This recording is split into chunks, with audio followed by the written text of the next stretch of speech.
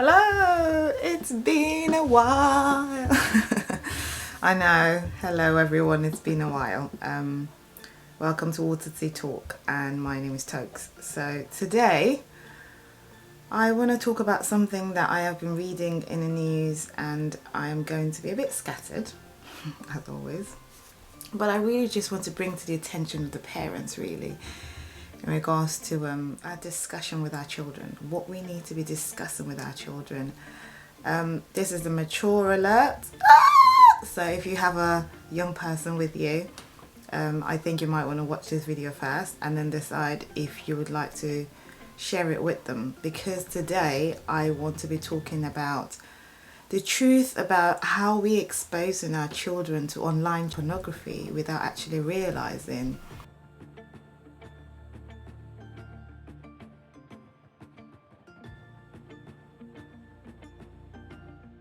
How do we do this is part of the conversation, and what can we do to help us to stop doing this? I have been reading the news in regards to an incident that happened in West Africa in regards to some 10-year-old kids who had gone up to mischief, sexual mischief, and yes, that was my phone. And yeah, a group of 10-year-olds who had gone up to a residential and ended up kind of child pornography. Now, I know that is all over the place in regards to the parents' fault, the school's fault, and people are passing the blame all over the place. I am not here to address that. What I want to talk about in this video is how are we as parents just subtly introducing our kids to child pornography without us actually realizing. Number one, in my view, is just our kids are not supervised. We have children who are on devices, we have children watching TV, we have children on video games who are not being supervised in regards to what they're watching. They're not accountable, or a curfew in regards to if, you know, what time they have to stop watching things, or the content in regards to what they're watching. And I feel like we're just really occupied as parents that we're unable to supervise them. Now, if you think you're unable to supervise your child when it comes to TV, then don't let them watch it. It's as simple as that. Now, you might think that I am being a disciplinarian when it comes to that, but I'd rather take that approach. If the kids are not going to be supervised in regards to what they're surfing on the internet or what they're watching, then they can't watch it. So number one is the fact that when kids are unsupervised, they end up going surfing into content that is too mature for them to process. That's number one. Number two, idle time. I've talked about this before. An idle mind is the devil's workshop. I remember that saying. And this is just the fact that when we leave our child with nothing to do in the day, there's no hobby, there's no craft, there's nothing for them to do, they will eventually kind of loiter around content, just surfing through the internet. They will eventually find something that is improper, something that has a kind of sexual content that kind of introduces them into that level of subtle pornography without them realizing.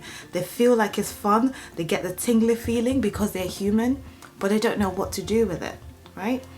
Number three is the kind of music they listen to. I have had this conversation with my daughter over and over again. It's like a war in my house where I'm saying to her, that is not appropriate. I don't want you to listen to that. And she's like, oh, mommy, but everyone's listening to it and it's not that bad. It's just this part that is bad. I'm like, well, if this part is bad, how do you segregate that from the whole of the song? The idea is don't listen to it. And so as parents, we need to take the forefront in regards to what we think is right and what we think is not right. I know we live in a society where it's very liberal, which is the fact that we give our children the independence for them to kind of do what they want and then they can figure it out.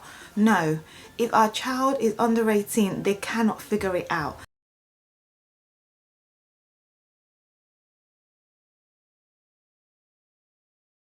They're going to make mistakes that they're going to be ashamed of. They're going to make mistakes that is going to cause them mental problems. They're going to make mistakes that will give them mental breakdown. We don't want them to make that mistake.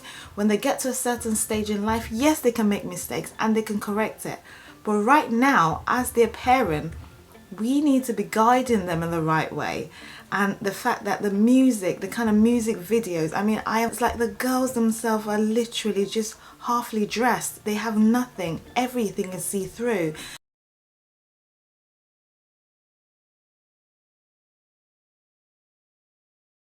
Is almost like focused on the side of certain parts of their bodies to create some kind of, to evoke some kind of reaction from girls and from boys alike. So I think that we need to be doing more as parents. It is a tiring job. I put my hand up to that. I am exhausted. But the fact that we have chosen to be parents, we have to do the work, and we cannot just be quiet. We cannot let serendipity raise our kids for us. We need to take action. The other thing as well is the kind of movies they watch. So I remember when my daughter was 9 or 10, I don't remember the exact age. I know there was this program called The Next Step, and in itself there was nothing wrong with that program, but it wasn't appropriate for my daughter at the time. But there seemed to be a lot of a year group who were watching it. You know, there was bullying involved, there was boyfriend involved, there was, you know, a stage where there was gossiping. There was just no action, there was no consequence for bad behavior in that episode or in that series. So I had to tell my daughter, I said, well, you can't watch this because I don't understand what it's teaching you. It's giving you subtle information that bad behavior can be rewarded, or bad behavior does not have consequence, and that is not life. I don't want you to grow up that way. So you have to decide. Do not let Universal Studios tell you what film your child can watch. You watch the film and you decide to yourself if it's appropriate for your child to watch it. Because at the end of the day, for some of these companies, it's all about money. And in all of these things, if we can focus and emphasize on all of these points that I've listed, even if they were open to some kind of subtle pornography, you will be aware of it because you will be there watching it with them, or they will come to you because they're so shocked by what they've seen. They will come to you and be like, Mum, this is what I saw, that kind of thing. And then you can kind of direct them and say, okay, let's deal with this and have the conversation. So I'm going to kind of just talk about the opposite of everything that I've said in regards to how really we stop our children from accessing this stuff. If your child is unsupervised, we need to supervise them. You need to give them a number of hours that they have to be on their device, and then they can go and do something else. If your child has a lot of idle time on their hands, you need to enroll them in some kind of hobby. Is it art? Is it sport? You know, is it drama? Something to occupy them that they love and that they can learn a real life skill from. In regards to music videos, again, you just have to watch it with them. You have to listen to the words. Sometimes I have to go in and go through the lyrics. It's a lot of work to see, is this appropriate? Is this what I want her to listen to? Because at the end of the day, the kind of music your child listens to is going to influence how they think about certain situations. Now, the other thing is obviously, again, movies. We kind of talked about that. Check the age. Make sure that the content is appropriate. You know, use Rotten Tomatoes. I think I use that sometimes in regards to just the review of the movie. If it has nude, you know, what kind of things is on there for your child to read. And there's so many other, you know, kid-friendly reviews that you can get in regards to a movie. And you can read it before you then actually allow your child to watch it.